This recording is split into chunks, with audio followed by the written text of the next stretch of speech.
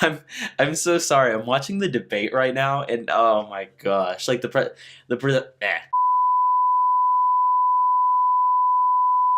What's up, guys? Mark here, and today I'm going to be reviewing an album that is a cover album. The album came out about a week ago, but the album it's covering came out about 10 years ago. Yes, if you haven't already looked at the title, I am talking about Rock Sound's The Black Parade tribute album. Pretty much, they got a bunch of artists. Hey, you guys want to cover these songs? Take your pick. The Black Parade is obviously a monumental album in alternative music in general. When I first heard about this, I was scared. Just because with these kind of cover albums, they can be horrid, honestly. They can be absolutely terrible sometimes. For this one, I wasn't exactly excited, but I was just hoping like, hey, hopefully they don't ruin the songs. Maybe there'll be a solid one here or there. There's some huge names in here like 21 Pilots, Asking Alexandria, Crown the Empire, State Champs, and so on. Me enjoying the cover and expressing positive viewpoints towards it does not mean I think it's better than the original. Along with that, it's a little different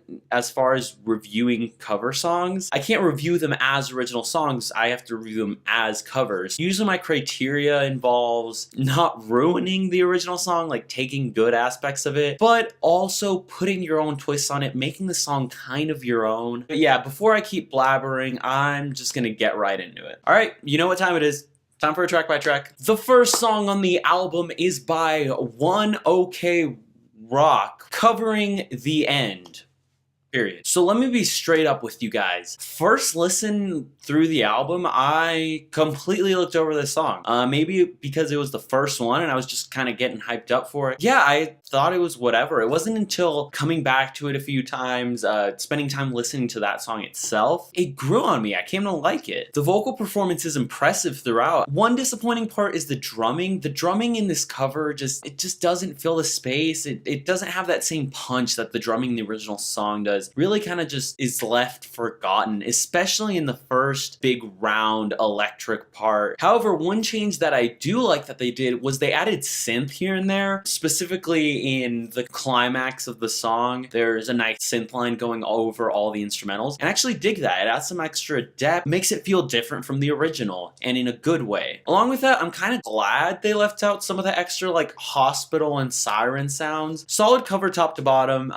This one was one that I legitimately enjoyed. The next one is called Dead, and the very first thing I have to say about this song, I can't stand the filter over Craig Mabbitt's vocals. I honestly just can't stand it. Combination of like compression and like ambiance and whatever they added, I can't deal with it. It does not sound good at all. Like, being completely fair, I wish some of his vocal parts he held out a little bit longer. He feels a little staccato through most of it. But other than that, for the most part, the vocal performance is perfectly fine. The filters that they use over the top of it, it just gets drowned into the instrumentals, especially in the second verse. It's like a battle with the instruments and the vocals. In the bridge of the song, there's obviously like a sick guitar solo, and there's tiny little differences in style, but I hope that they would take it and do something different with it there. In the outro, where they're like, la la la la la, gosh, I can't listen to those la la's at all. First of all, they sound too happy. Like, he sounds like he's prancing through a forest. Secondly is they sound so empty. The la la la's are just left to die in the mix. Completely left to die. This one pretty much lacks depth throughout, and really at the end of the day, not replayable. The third song on the album is by the band Creeper. The song they're covering is This Is How I Disappear. Right off the bat, I gotta say that I totally dig the bass work on this song. Shout out to the bassist. The mix really helps the bass like stick out and allows you to appreciate how dope it is. I've only ever heard like one Creeper song. There's just something so raw but like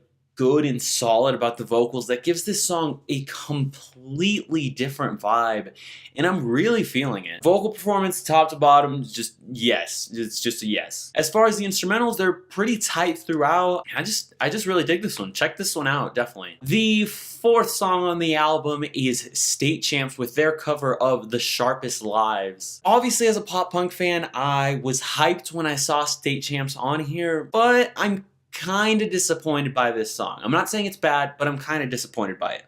Let me explain. The second verse is where the song really started putting me off. There's like noises in the background. I know the regular song has some sounds and stuff. They kind of just went over the top. Oh, then there's like talking part in the back, and the talking part is fine, but it's so annoying that it switches from right to left to right to left. It just doesn't sound good, and it's distracting and annoying, and nah. Similarly to original, the pre-chorus and the chorus are still bangers, and Derek's vocal performance is consistent with pretty much everything he does. Great. Another bad thing though, I really can't stand the bridge at all. I know it's supposed to be a bit distorted and all over the place and kind of crazy. I don't like listening to it. It doesn't sound good. State Champs just really didn't do a good job with that bridge. Yeah, I just think they could have done better. It's a solid song. The fifth song on the album is Crown the Empire with Welcome to the Black Parade. This was probably the song that both everyone wanted to do and everyone didn't want to do. Because if you fuck this one up, everyone knows. Now let's get into it. The first thing you hear is, of course, the piano line that no one could ever forget. Crown the Empire used a different tone here with a kind of old school, almost toy sounding electric piano sound. And I actually dig it. I really dig that you can hear the key presses. It's so cool to me. Vocally, pretty clean throughout. Drums, solid throughout as well. Another interesting thing that they did differently, they just completely took out the chugs in the middle of the verses. It makes the chorus have that much more of an emphasis when it does come in. So I definitely enjoy it. I'm really digging this cover until it gets to the bridge. It's just supposed to be this nice big grandiose round sound, but it just ends up sounding empty. It doesn't have that same punch that the original had, and it just leaves out the grandness of how this song's supposed to come to a close. It's a disappointing end to a cover that started off really solid.